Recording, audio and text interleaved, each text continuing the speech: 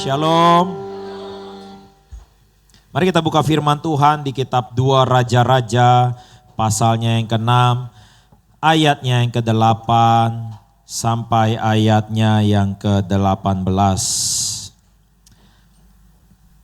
2 Raja-Raja 6 ayat 8 sampai 18, saya mau ajak kita semua baca Alkitab sama-sama. Saya ayat yang ke-8, Bapak Ibu Jemaat sekalian ayat yang ke-9 dan seterusnya saya genap, Bapak Ibu ganjil. Judul perikopnya adalah tindakan Elisa dalam peperangan melawan Aram. Demikian firman Tuhan, saya baca terlebih dahulu. Raja negeri Aram sedang berperang melawan Israel. Ia berunding dengan pegawai-pegawainya lalu katanya, ke tempat ini dan itu haruslah kamu turun menghadang. Saudara?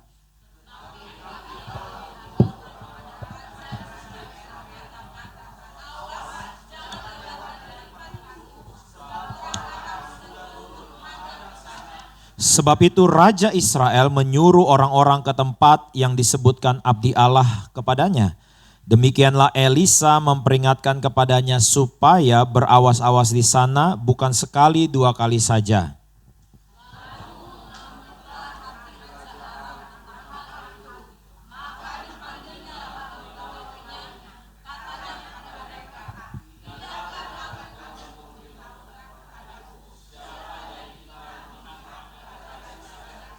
Tetapi berkatalah salah seorang pegawainya, tidak tuanku raja, melainkan Elisa, nabi yang di Israel. Dialah yang memberitahukan kepada Raja Israel tentang perkataan yang diucapkan oleh tuanku di kamar tidurmu.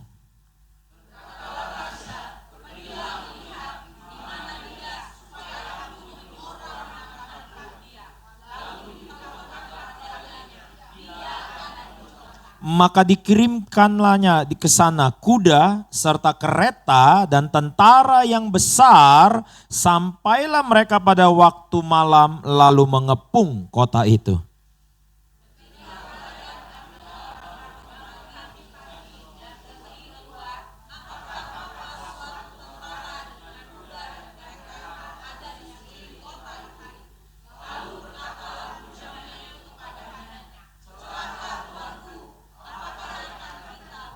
Ayat 16 jawabnya, jangan takut sebab lebih banyak yang menyertai kita daripada yang menyertai mereka.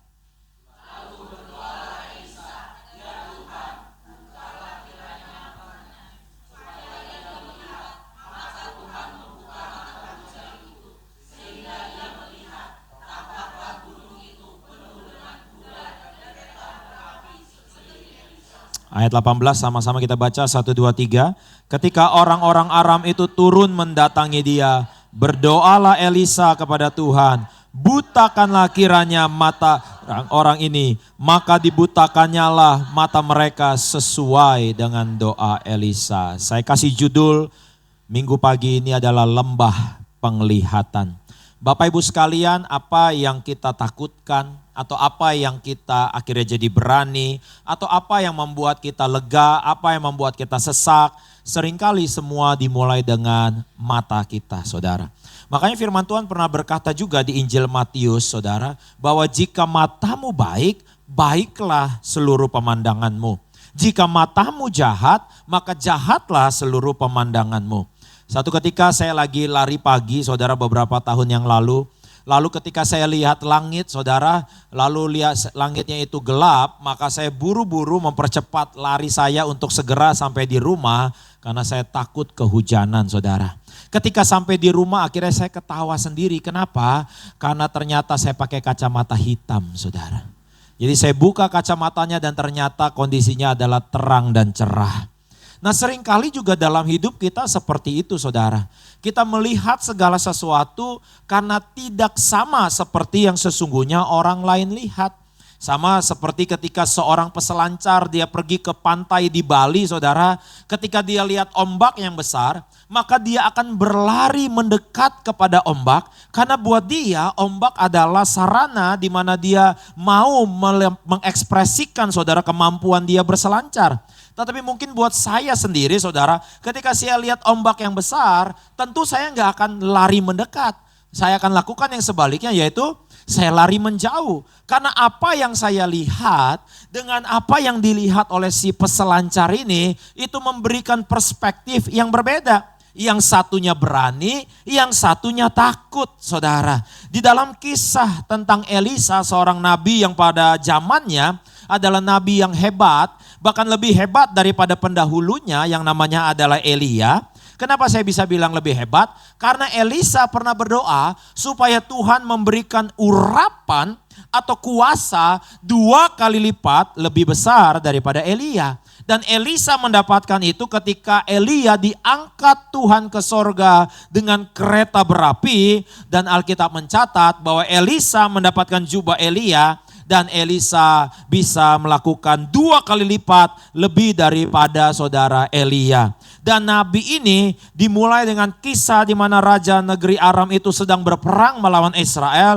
Dikatakan saudara di ayat yang awal tadi, di ayat yang ke-8, bahwa ia berunding dengan pegawai-pegawainya. Katanya ke tempat ini dan itu, haruslah kamu turun menghadang.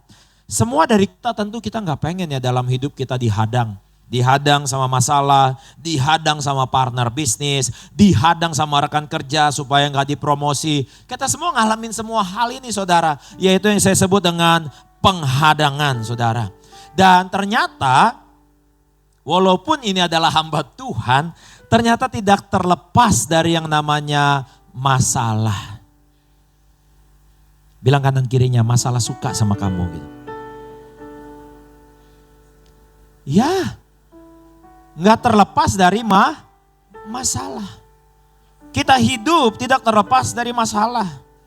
Makanya di ayat yang ke-10 disebut apa? Disebutkan abdi Allah kepadanya. Kenapa harus ada kata abdi Allah? Sekalipun dia mengabdi kepada Allah, bukan berarti Allah membiarkan dia tanpa masalah. Bahkan firman Tuhan tadi katakan saudara di ayat yang ke-14 dari Raja-Raja 6. Maka dikirimnyalah ke sana kuda serta kereta. Nah pada zaman itu saudara, kalau itu bicara tentang kirim kuda saudara, itu berarti untuk skala pertempuran yang besar. Skala pertempuran yang serius. Kalau pertempurannya cuma ngelawan katakanlah level kelurahan, level kecamatan, maka yang dikirim hanya pasukan saudara. Pasukan pun beda-beda jenis nih, ada yang pasukannya tangan kosong, ya tergantung level pertempurannya. Ada yang nanti pasukannya pakai pedang, ada yang nanti pasukannya pakai pedang dan juga tombak, ya berbeda-beda. Ya, kalau udah skalanya lebih besar, maka yang dikirim adalah kuda dan kereta. Kebayang gak saudara, kuda dan kereta ini untuk mengepung siapa? 1 orang. Yang namanya Elisa. Kebayang gak saudara? Ibarat nih kalau kita dalam hidup kita ada masalah, masalah kita gak datang sendirian. Dia ajak kawan-kawannya saudara. Makanya ada istilah sudah jatuh ketimpa tangga saudara. Apalagi kalau tangganya yang besi dari S Hardware. Berat tuh saudara ya. Udah jatuh ketimpa tangga. Masalah satu belum selesai, masalah lain datang. Tambah lagi masalah ini yang seringkali membuat kita sama seperti Gehazi saudara. Gehazi itu adalah nama Ibrani yang memiliki arti lembah penglihatan. Karena kita hidup seringkali saudara bergantung sama apa yang kita lihat. Padahal firman Tuhan berkata orang benar hidup oleh iman. Tapi kan gak gampang. Kita hidup dengan iman seolah-olah kita gak hanya bergantung sama apa yang kita lihat. Tapi kita juga bergantung terhadap apa yang firman Tuhan katakan di dalam situasi hidup kita. Makanya tadi dikatakan oleh Raja Israel, coba apa yang Tuhan katakan kepada Elisa. Elisa bergantung sama apa yang Tuhan katakan. Elisa gak cuma bergantung sama apa yang dia lihat. Kalau dia lihat masalah yang besar, Elisa juga mau bilang seperti lagu yang bilang begini. Aku punya Tuhan yang besar, yang telah berjanji dan sanggup menggenapi. Nah pertanyaannya saudara, kita mau percaya enggak kita punya Tuhan yang besar? Karena seringkali kita seperti berada di lembah Seperti Gehazi yang dibilang lembah penglihatan. Saya nggak tahu berapa banyak ada di antara saudara yang pernah ke lembah. Lembah itu kalau saudara belum pernah mungkin mirip-mirip kayak ke kolong jembatan lah gitu saudara. Kayak ke kolong gitu ya. Tempatnya itu ya ke dalam gitu ya. Yang saudara bisa lihat cuman sekitar saudara aja. Kalau saudara mau lihat yang lebih jauh saudara harus naik ke atas lembah. Makanya Daud katakan sekalipun aku berjalan lewat lembah kekelaman. Kata lembah selalu bicara tentang situasi yang gak nyaman. Kata lembah selalu bicara sesuatu situasi yang gelap, gak bisa dilihat apa-apa saudara. Nah seringkali orang Kristen atau anak-anak Tuhan, kita melihatnya di dalam lembah. Karena dalam lembah semuanya gelap, gak ada jalan keluar, gak tahu solusinya bagaimana. Ini bagaimana nanti ke depan, semuanya takut. Kita mulai untuk cari-cari kelegaan, kita lihat sosial media, kita lihat TikTok. 5 sio yang paling beruntung 2025. Udah gitu kita tungguin videonya sampai habis dan nama sio kita gak disebut. Masuk kita ke lembah yang lebih dalam saudara. Saya baru-baru ini ketemu seorang pemilik gedung di daerah Pangeran Jayakarta yang rencananya mau saya survei beberapa hari ke depan untuk jadi showroom gitu ya. Saya ketemu sama Enci ini yang punya umurnya udah 70-an gitu ya. Dan Enci ini kayaknya masih orang yang percaya kuamya gitu-gitu ya. Percaya hitungan ini itu. Jadi dia ngobrol ketemu sama saya, dia langsung tanya, "You sionya apa?" Saya bilang saya nggak bilang ngai gitu ya. Ngai punya sio. Oh ini orang inilah Chinese banget gitu ya. Saya punya sio anjing. Oh, you punya papa? Dia mau hitung saya nih berarti kan. You punya papa apa? Saya bilang saya kurang hafal ya, tapi papa saya tuh lahir November tahun 52. Naga. Dia langsung hitungnya cepet tuh. Naga tuh, you punya papa naga. Mama. Mama tuh Mei tahun 60, tikus. Saya mau tanya sama dia, coba you jelasin ke saya ya. Naga kawin sama tikus lahir anjing gimana? Ayo. Sio naga, sio tikus lahir anaknya sio anjing. Itu dia bilang, you tahu nggak 2025 ini nomor 1 yang paling hoki dan paling kaya, you sio anjing. Saya giniin, alah karena you mau jualan you punya tempat ke saya. You kalau orang bilang aminin aja kata dia. Ya amin.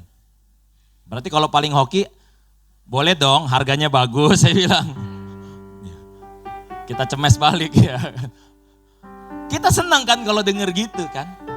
Tapi kalau besok kita nggak lihat hidup kita hoki gimana? Karena banyak orang akhirnya bergantung sama lembah penglihatan. Di ayat 15 dikatakan ketika pelayan abdi Allah bangun pagi-pagi dan pergi keluar, maka tampaklah suatu tentara dengan apa? Kuda dan kereta. Ibarat kalau Anda main game nih, ini level paling tinggi nih. Udah ketemu rajanya nih. Padahal lawan 1 orang doang. Makanya waktu dia bangun pagi-pagi, kan banyak juga dari kita gitu ya. Bangun pagi-pagi, bukan buka pintu, buka HP. Pas buka HP, muncul masalah yang besar. Muncul kebutuhan yang besar. Muncul sesuatu yang membuat dada kita sesak. Sama kayak Gehazi ini. Dia bangun pagi-pagi buka dia lihat. Lalu dia responnya apa? Karena dia pakai hanya penglihatan. Dia bilang sama Elisa apa? Celaka Tuanku. Nah itu langsung masuk tuh. Dari mata ditransfer ke otak. Otak mengolah informasi ini langsung memberikan terjemahan. Celaka. Kenapa celaka? Karena dia lihat kebutuhannya besar. Sayanya kecil. Karena dia lihat masalahnya besar, sayanya kecil. Karena kita cuma hanya mendasarkan di lembah penglihatan. Tapi puji Tuhan kita adalah punya gembala yang baik. Mazmur katakan Tuhan adalah gembalaku, takkan kekurangan aku. Sekalipun aku berjalan lewat lembah kekelaman, aku tidak takut bahaya. Sebab gadamu dan tongkatmu itulah yang menghibur aku. Karena di dalam konteks Yahudi setiap gembala akan bawa domba-domba berjalan. Ada kalanya lewat gunung, ada kalanya lewat lembah. Makanya bawa gada sama tongkat. Kenapa? Karena ini adalah petunjuk buat si domba-domba bahwa lembah hanya sementara. Makanya dikatakan sekalipun aku berjalan lewat lembah kekelaman. Bilang kanan kirinya, masalmu akan lewat. Amin. Jangan sampai Tuhan mau saudara lewat, saudara bikin tenda. Jangan menetap di masalahmu.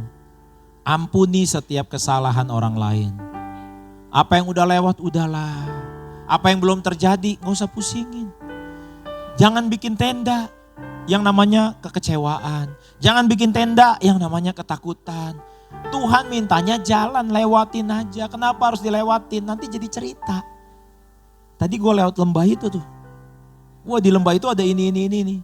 Sekarang gue berhasil lewati lembah itu. Dulu gue ada di ICU itu tuh. Kalau bukan karena Tuhan, udah lewat tuh. Sekarang gue udah keluar dari ICU. Akhirnya jadi apa? Jadi kesaksian. Saya berdoa akan lebih banyak kesaksian dalam hidup saudara.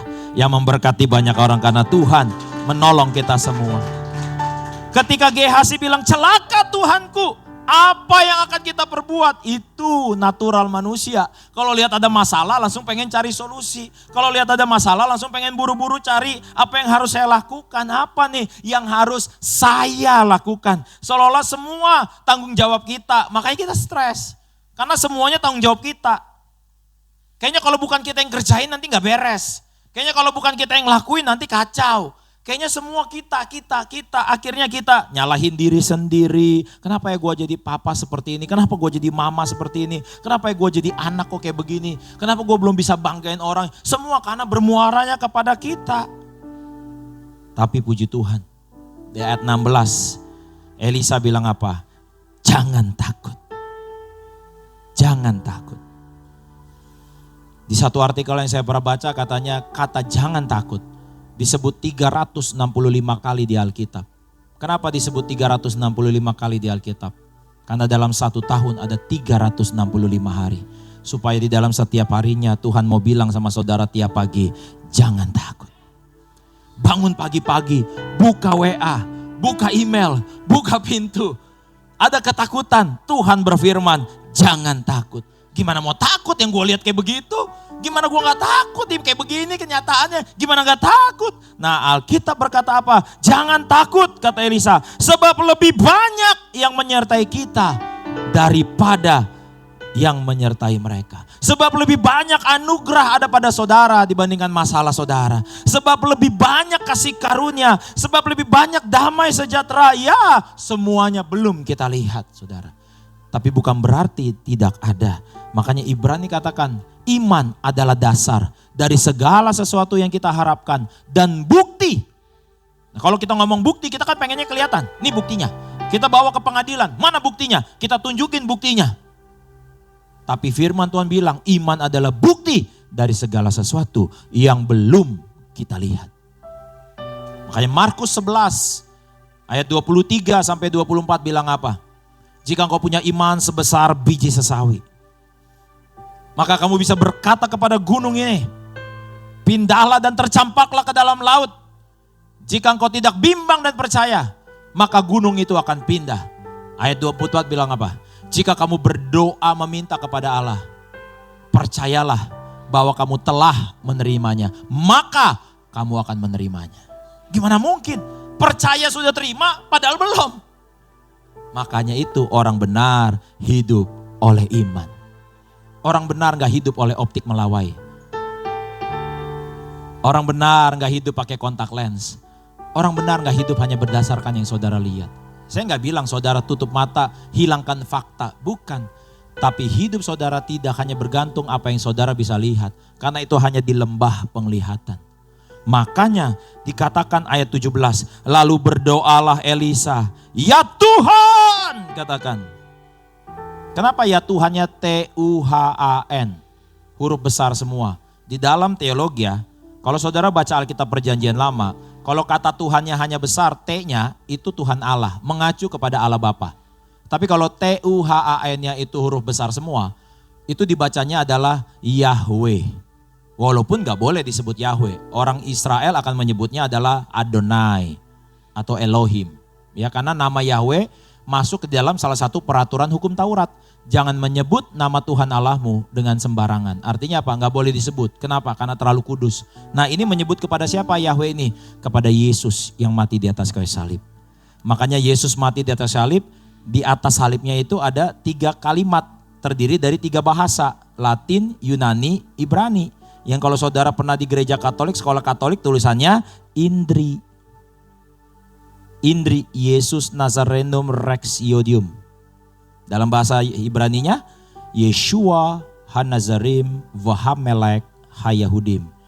Dibaca hanya huruf-huruf paling depan di setiap kata. Yeshua Hanazarim Vahamelek Hayahudim. YHWH, Yahweh. Dialah Yahweh yang mati di atas salib buat semua dosa saudara dan saya. Kepada Yahweh inilah Elisa berdoa, ya Tuhan, apa? Bukalah kiranya mata bujang itu. Supaya ia melihat. Emangnya tadi belum lihat ya?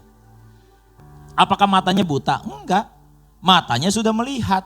Tapinya matanya hanya melihat di level lembah penglihatan. Matanya hanya melihat apa yang dia bisa lakukan melawan yang besar. Dia kecil, lawan yang besar. Sama ketika 10 pengintai diutus ke tanah Kanaan. Pulang-pulang lapor kepada Musa. Bilangnya apa? Waduh susah emang sih. Tanahnya bagus, berlimpah susu dan madu. Yes, keren banget tanahnya. Tapi ada raksasa-raksasa.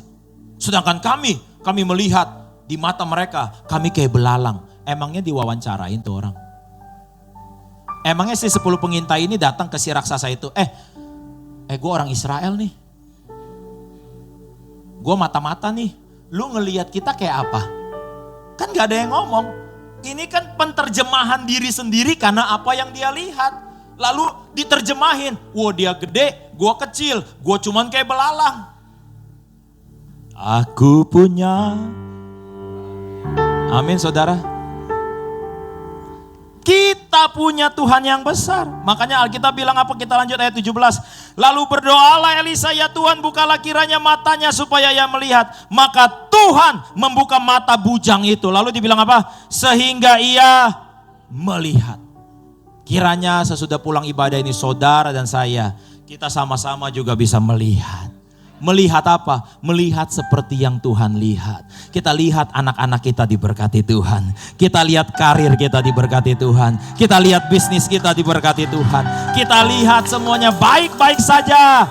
Sama seperti kita bisa ngomong seperti di film Lion King. Hakuna Matata. Tahu nggak artinya Hakuna Matata apa? Don't worry, be happy. Itu artinya Hakuna Matata. Don't worry, be happy. Kiranya Tuhan membuka mata kita semua.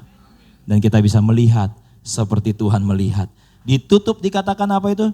Tampaklah gunung itu penuh dengan kuda dan kereta. Tapi ini kuda dan keretanya beda level. Kuda kereta apa? Berapi. Gile enggak?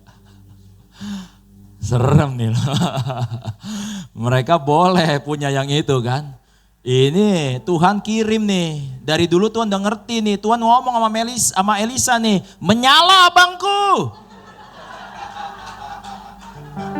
Karena kuda dan keretanya berapi saudara. Kiranya roh saudara berapi buat Tuhan. Menyala-nyala buat Tuhan. Dan ayat 18 dibilang apa? Ketika orang-orang Aram itu turun mendatangi dia, berdoalah Elisa kepada Tuhan. Nah sekarang gantian, doanya apa? Butakanlah kiranya mata mereka. Kiranya masalah buta sama saudara. Mau jumpain saudara, kejedot dia soalnya buta. Kiranya orang-orang yang mau jahatin saudara, nggak lagi melihat. Sehingga berhindar dari saudara. Dan kiranya Tuhan membuat kita semua melihat peluang, melihat cuan di mana adanya, melihat orang-orang yang tepat, ketemu di tempat yang tepat, di waktu yang tepat, dan Tuhan memberkati saudara. Kiranya kita keluar dari lembah penglihatan, kita mulai naik dan melihat seperti Tuhan melihat, dan ternyata di gunung di kita tempat tinggal ini Tuhan sertai kita dengan kuda dan kereta berapi, dan Yahweh itu sendiri Immanuel buat kita. Tuhan beserta dengan kita. Beri pujian buat Tuhan.